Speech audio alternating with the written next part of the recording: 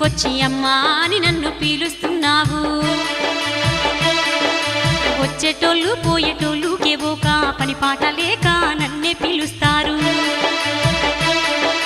నీ సుడి నా సుడి ఒక్కటైనట్టు సుట్టరికమెందుకు గలుపుతున్నావే? నా సంసారం అంటేనే అందరూ పచ్చి పులుసు కంటే పుల్లదనుకుంటారే. నీ పప్పులుడుకావే ఏ ఊరే నీది? ఓయమ్మ నన్ను ఏమనకమ్మా, దేవులాడుకుంటా నీ గుడిసెకొచ్చాను.